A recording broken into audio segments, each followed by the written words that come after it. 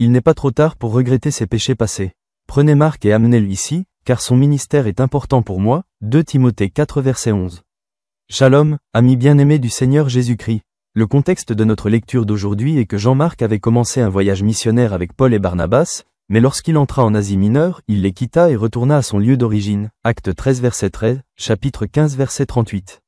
Il n'y a pas d'explication de la raison de son départ, mais l'apôtre Paul considérait cela comme une défection honteuse. Ensuite, Marc est devenu le collaborateur de Barnabas, acte 15 verset 39.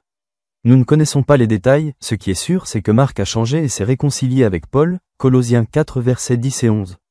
Quand Paul était en prison en attendant l'exécution, il a demandé à Timothée de venir en invitant Marc. Il considérait le ministère de Marc important pour lui, 2 Timothée 4 verset 11. Une fois, nous avons regretté nos péchés passés et essayé d'oublier nos péchés et nos erreurs.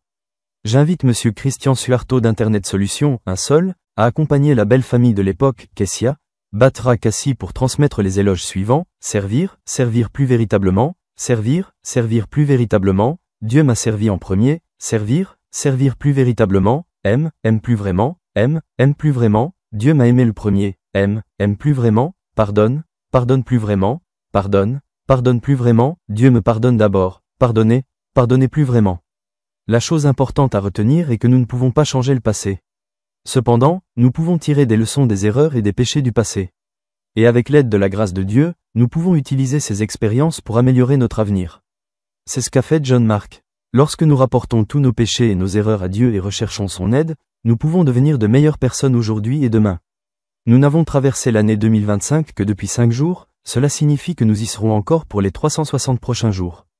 Beaucoup de choses se présenteront à nous, il y a des joies et des peines, il y a des maladies et il y a la santé, comme le passage de la lumière et des ténèbres que nous voulons ou ne voulons pas accepter comme normal. Après nous être repentis et avoir confessé nos péchés, nous faisons face au pardon du Christ. Nous retroussons nos manches pour le servir, le Sauveur du monde, la Reine de justice plus véritablement, Amen. L'inspiration d'aujourd'hui, l'échec dû au péché, n'est pas la fin de tout si nous recommençons avec Dieu.